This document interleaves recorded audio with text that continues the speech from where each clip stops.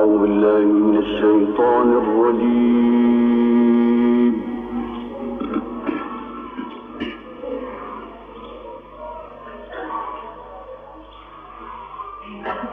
بسم الله الرحمن الرحيم.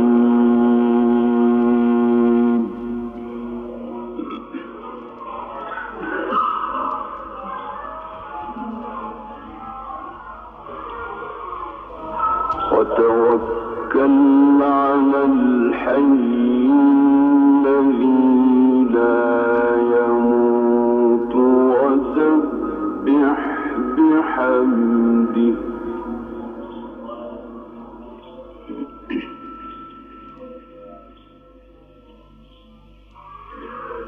وكفى به بذنوب عباده خبيرا.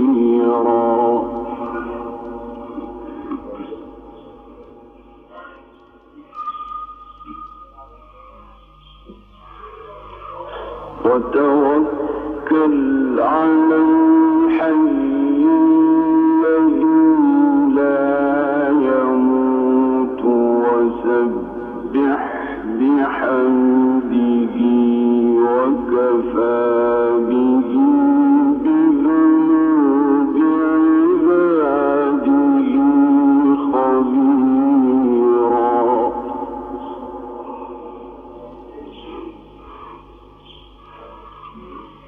الذي خلق السماوات والأرض وما بينهما في 6 أيام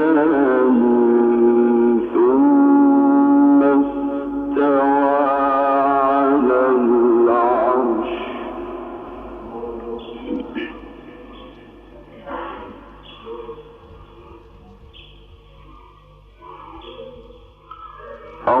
الرحمن فاسأل به خبيرا.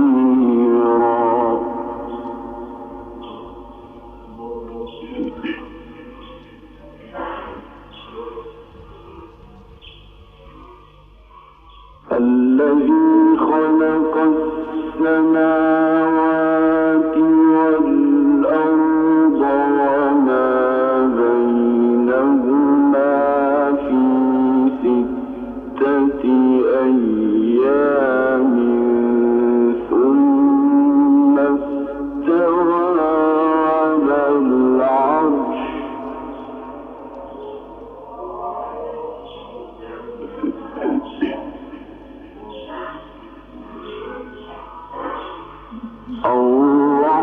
الرحمن فاسأل به خبيرا.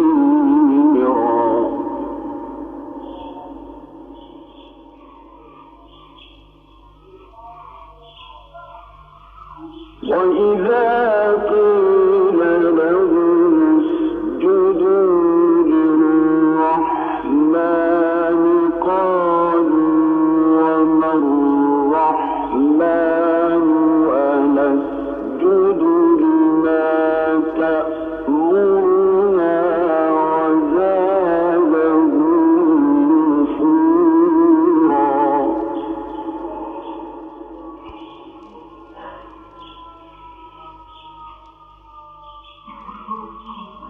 تبارك الذي جعل في السماء بروجا وجعل فيها سراجا وقمرا منيرا.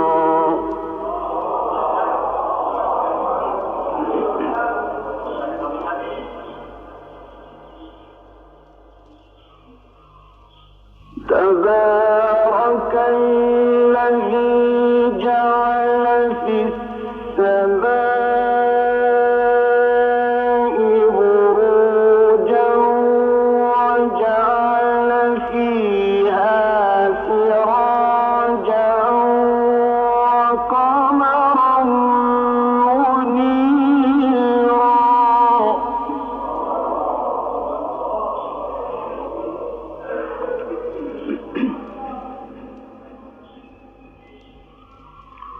وهو الذي جعل الليل والنهار خلفة لمن أراد أن يذكر أو أراد شكورا.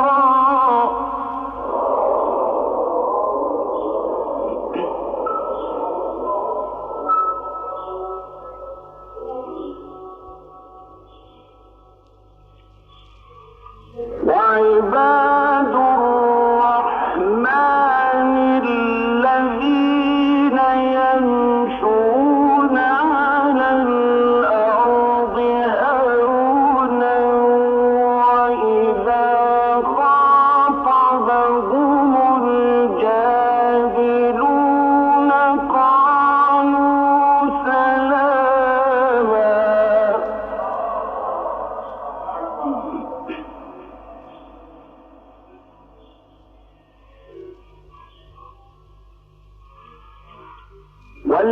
والذين يبيتون لربهم سجدا وقياما.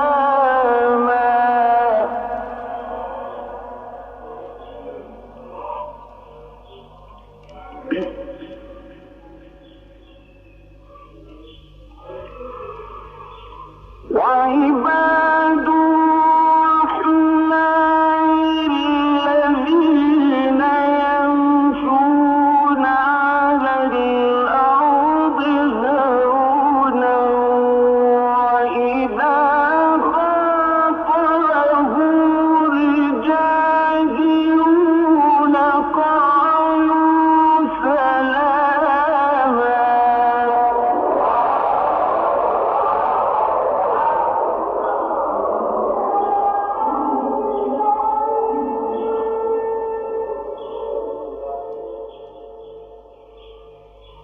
والذين يبيتون لربهم سجدا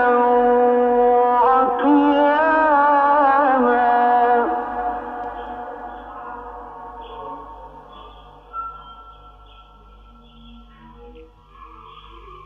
والذين يقولون ربنا اصرف عنا عذاب جهنم إن عذابها كان غراما.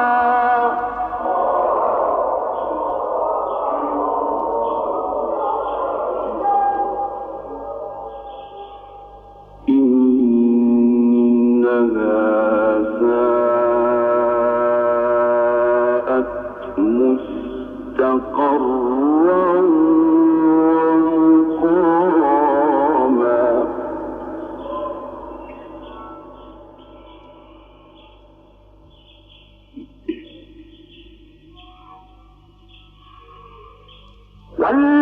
والذين إذا أنفقوا لم يسرفوا ولم يقتروا وكان بين ذلك قواما.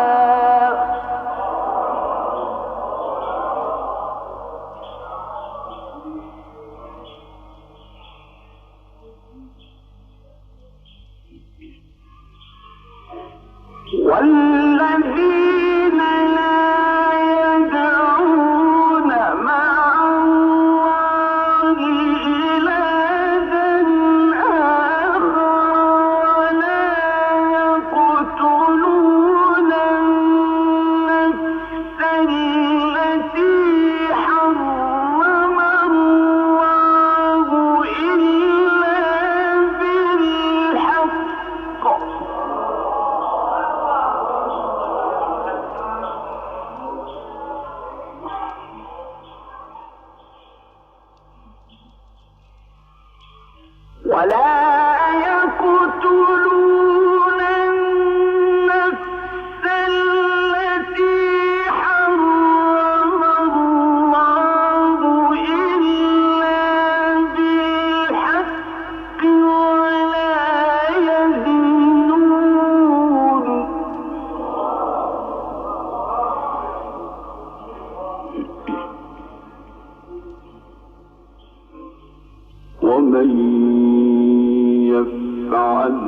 ذلك يلقى أثاما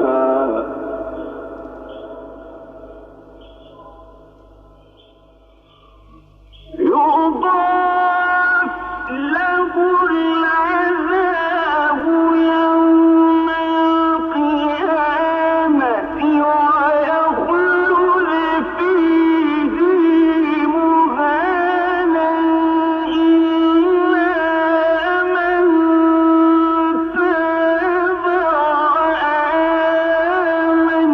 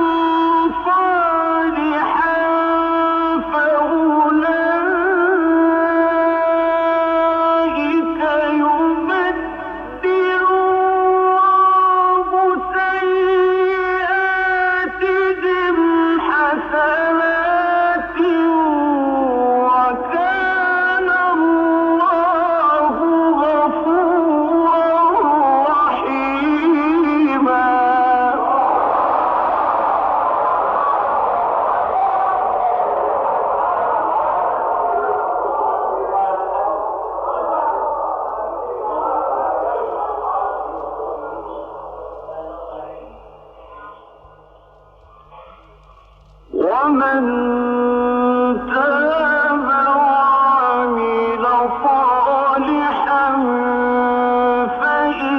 فإنه يتوب إلى الله متابا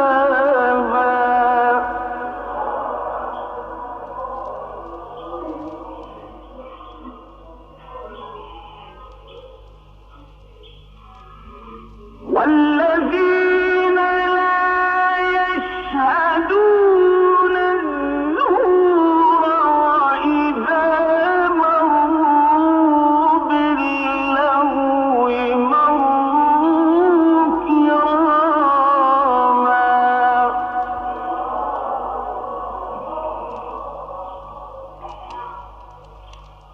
والذين إذا ذكروا بآيات ربهم لم يخروا عليها صما وعميانا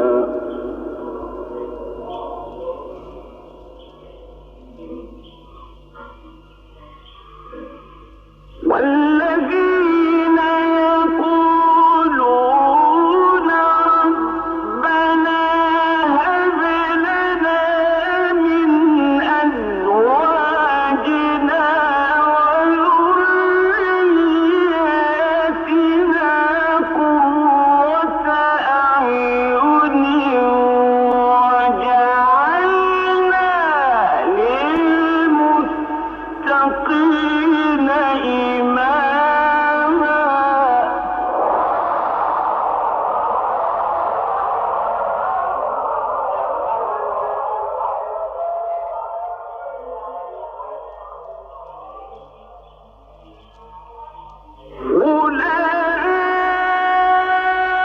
أولئك يجزون الغرفة بما صبروا ويلقون فيها تحية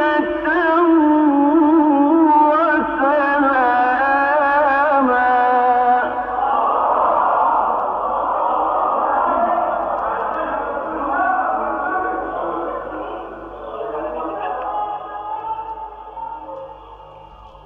خالدين فيها حسنت مستقرا ومقاما قل ما يعبأ بكم ربي لولا دعاؤكم فقد كذبتم فسوف يكون لزاما.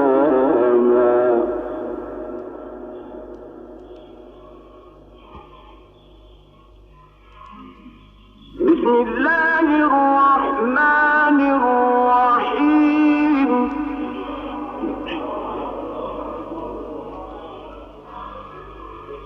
لا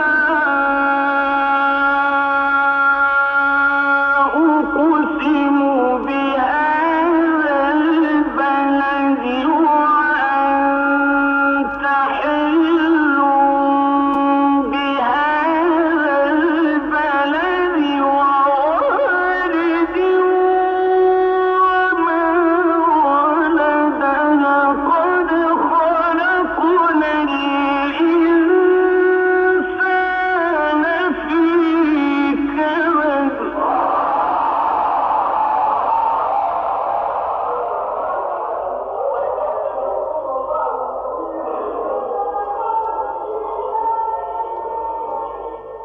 بسم الله الرحمن الرحيم.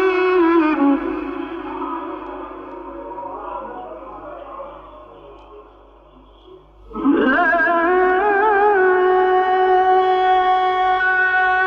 أقسم بهذا البلد وأنت حل بهذا البلد ووالد وما ولد لقد خلقنا الإنسان في كبد.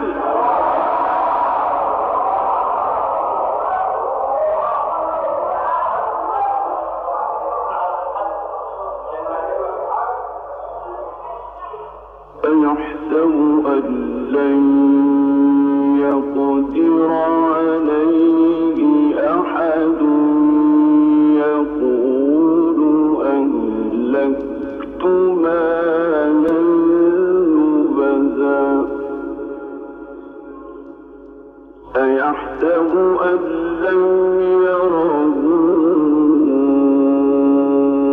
أحد.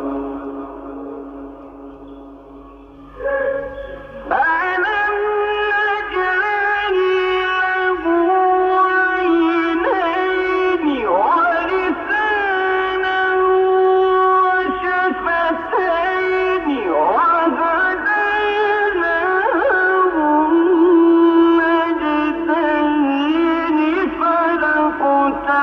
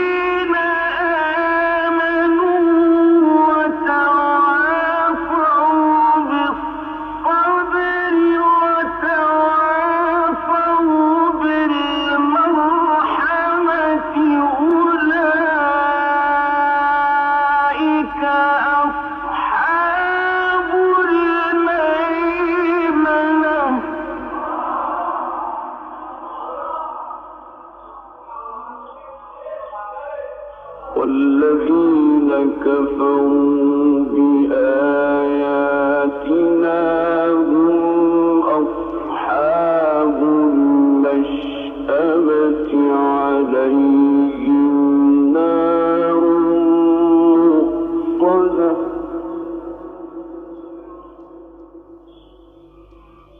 بسم الله الرحمن الرحيم إنا أعطيناك الكوثر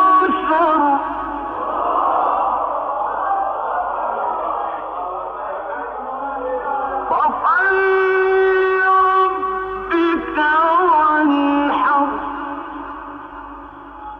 إن شانئك هو الأبتر صدق الله العظيم الفاتحة.